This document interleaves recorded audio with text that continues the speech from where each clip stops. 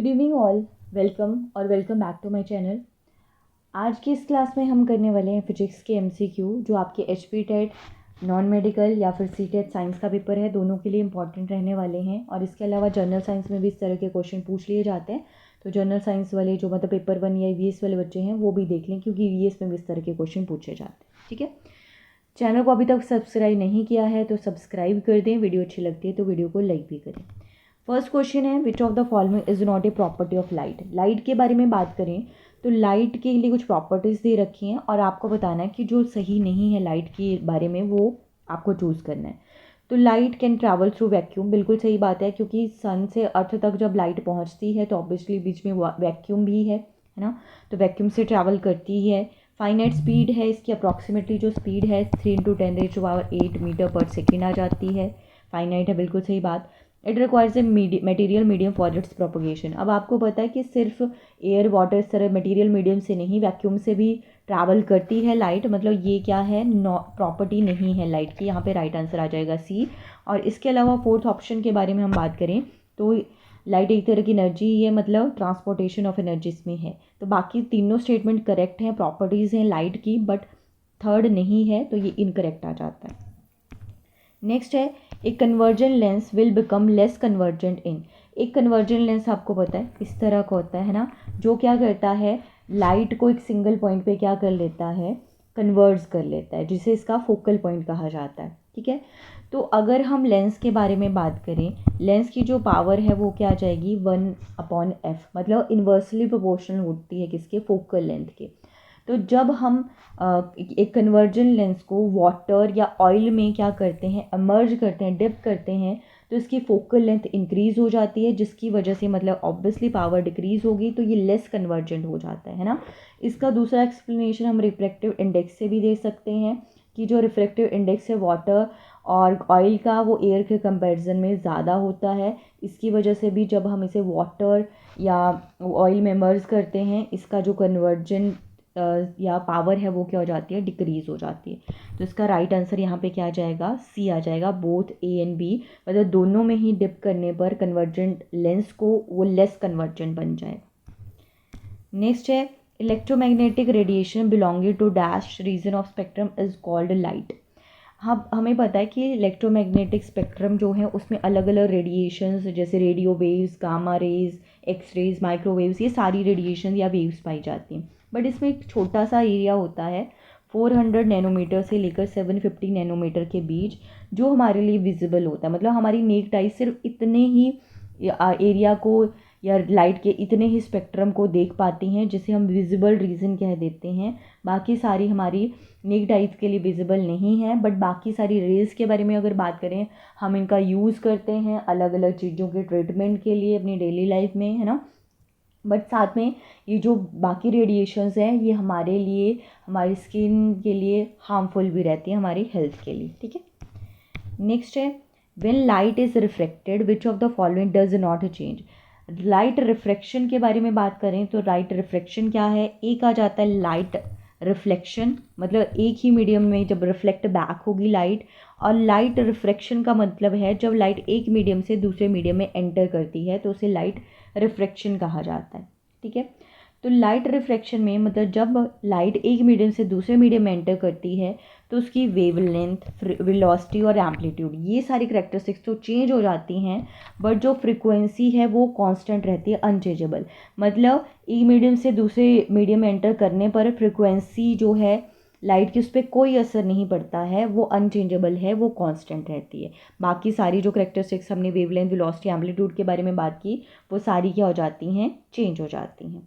ठीक है, नेक्स्ट है, the apparent flattening of the sun at sunset and sunrise is due to. आपने देखा होगा कि सूर्य जब सनराइज होता है या सनसेट होता है उस टाइम पे वो हमें फ्लैट सा दिखाई देता है ना। तो इसका रीज़न ये है कि इस टाइम पे सन ओरिजिन के पास है और ओरिजिन के अबव और बिलो जो रेज हैं वो उसकी एटमॉस्फेयर की डेंसिटी और रिफ्रैक्टिव इंडेक्स की वजह से क्या होती हैं, डिफरेंट तरीके से रिफ्रैक्ट होती हैं, है ना, जिसकी वजह से हमें सन क्या दिखाई देता है, फ्लैट दिखाई देता है इस टाइम पे, और रीजन के बहुत पास होने की वजह से, है ना। तो इसका रीज़न है लाइट रिफ्रैक्शन। ठीक है, नेक्स्ट है, eight which of the following positions does a spring have list potential energy. अगर स्प्रिंग की पोटेंशियल एनर्जी के बारे में बात करें तो पोटेंशियल एनर्जी का फॉर्मूला क्या रहता है, हाफ इज इक्वल टू के एक्स स्क्वेयर, जहाँ पे के को क्या कहा जाता है, स्प्रिंग कांस्टेंट कहा जाता है ना, और एक्स क्या है, डिस्प्लेसमेंट है स्प्रिंग की इक्विलिब्रियम पोजीशन से। ठीक है, तो इस तरह से हम क्या निकाल पाते हैं, स्प्रिंग की पोटेंशियल एनर्जी को फाइंड आउट किया जा सकता है। तो यहाँ पे पूछा है ये लिस्ट कहाँ कहाँ पे होती है, सबसे कम कहाँ पे होती है, तो ये लिस्ट कहाँ पे होगी, जब स्प्रिंग ना ही कंप्रेस्ड होगा, है ना ही पुल्ड होगा, वो ग्राउंड पे लाई कर रहा होगा, उस केस में ये क्या हो जाती है, लिस्ट हो जाती है। ठीक है, तो अब बाकी आपने अगर कितनी पोटेंशियल एनर्जी स्टोर है एक स्प्रिंग है में, तो आप इस फार्मूला का यूज़ करके निकाल सकते हैं। इसमें पोजीशंस वगैरह आपके पास दी होंगी, कितना डिस्प्लेसमेंट है, कितना कंप्रेस हुआ है, कितना पुल हुआ है, उससे हमें पता चल जाए, पुल मतलब एक्सटेंशन एंड कंप्रेशन, है ना, तो उससे हमें पता चल जाएगा। ठीक है, तो इस केस में क्योंकि डिस्प्लेसमेंट जो है ऑब्वियसली ना उसे कंप्रेस किया गया है ना उसे एक्सटेंड पुल किया गया है, तो x की वैल्यू तो यहाँ पे क्या आ जाती है, ज़ीरो आ जाती है, और x में ज़ीरो यहाँ पे पुट कर दो तो पोटेंशियल एनर्जी क्या हो जाएगी, ज़ीरो हो जाएगी। इसलिए राइट आंसर हमारा 1 हो गया कि स्प्रिंग ना जब कंप्रेस है ना ही पुल्ड आउट है, तो सिर्फ लाई कर रहा है ग्राउंड पे, तो उसकी पोटेंशियल एनर्जी क्या होगी, लीस्ट होगी, या ये बोलें कि ज़ीरो होगी। ठीक है, तो यहाँ पे राइट आंसर आ गया 1। नेक्स्ट है, a feather of mass 15 gram is dropped from height, it is found to fall with a constant velocity, what is the net force acting on it. अब यहाँ पे अगर फोर्स के बारे में बात करें, फोर्स का फॉर्मूला आई थिंक आप सबको पता है, force is equal to mass into acceleration. Acceleration mass तो वैसे इन्होंने दे रखा है, और एक्सेलरेशन निकालना पड़ेगा हमें, तभी तो हम क्या निकाल सकते हैं, नेट फोर्स निकाल सकते हैं।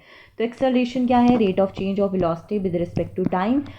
एक्सेलरेशन तो नहीं दिया है बट वेलोसिटी दी है, वेलोसिटी बोला इन्होंने कांस्टेंट है, और कांस्टेंट का डिफरेंशिएशन आपको पता है क्या हो जाएगा, ज़ीरो, मतलब एक्सेलरेशन है यहाँ पे ज़ीरो, तो फोर्स भी क्या आ जाएगी, ज़ीरो आ जाएगी, है ना।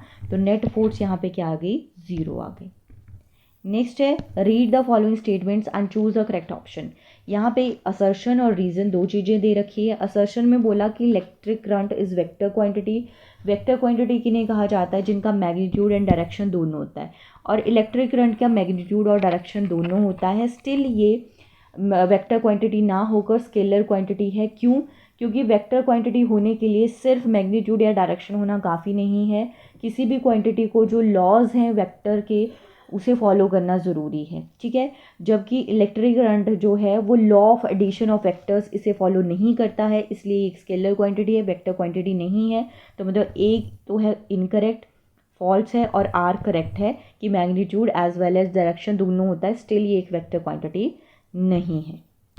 नेक्स्ट है, which of the following graphs are straight line. यहाँ पे कुछ ग्राफ दे रखे हैं, जैसे distance time graph of a body at rest. अगर डिस्टेंस टाइम ग्राफ के बारे में बात करें, ये मान लो टाइम है, ये डिस्टेंस है, तो इस तरह से स्ट्रेट लाइन ग्राफ बनता है। Velocity time graph of a body moving with uniform acceleration, वो भी इस तरह से स्ट्रेट लाइन ग्राफ बनेगा। Distance time graph of a body moving with uniform acceleration, वो एक पैराबोलिक शेप में इस तरह से ग्राफ बनता है ना। और वेलोसिटी टाइम ग्राफ के बारे में बात करें of a body at rest, तो रेस्ट में विद टाइम वो क्या रहने वाली है, ऐसे ही स्ट्रेट लाइन ही बनेगा वो। ठीक है, एक्स एक्सिस के रिस्पेक्ट में। ठीक है, तो मतलब यहाँ पे ए, बी और डी ये तीनों स्ट्रेट लाइन ग्राफ बनाते हैं, जबकि सी हमारा पैराबोलिक ग्राफ बनाता है। तो मतलब सी वाला गलत है, ये स्ट्रेट लाइन नहीं है। बाकी ए, बी और डी ये तीनों ही क्या बनाते हैं, स्ट्रेट लाइन ग्राफ बनाते हैं। लास्ट क्वेश्चन है, what is the SI unit of current. Current की एसआई यूनिट क्या है, कूलम, एम्पियर, फैरेड या न्यूटन। तो करंट की एसआई यूनिट का आंसर आप करो। ठीक है, इसका राइट आंसर क्या आएगा, एसआई यूनिट क्या है करंट की। चलो इसका आंसर कर देते हैं, एम्पियर है इसका। कूलम जो है वो किसकी है, चार्ज की है। फैरेड जो है कैपेसिटेंस की आती है। न्यूटन आप आंसर करोगे कि न्यूटन किसकी एसआई यूनिट है ना। करंट का यहाँ राइट आंसर क्या आ जाएगा, एम्पियर आ जाएगा। ठीक है, तो आज के लिए लास्ट क्वेश्चन था, जो न्यूटन है वो आप मुझे आंसर करके बताना कमेंट में कि न्यूटन किसकी एसआई यूनिट होती है। ठीक है, चलो आज के लिए बस इतना ही। थैंक यू फॉर वॉचिंग, और वीडियो अच्छी लगी तो प्लीज़ वीडियो को लाइक भी ज़रूर कर दें।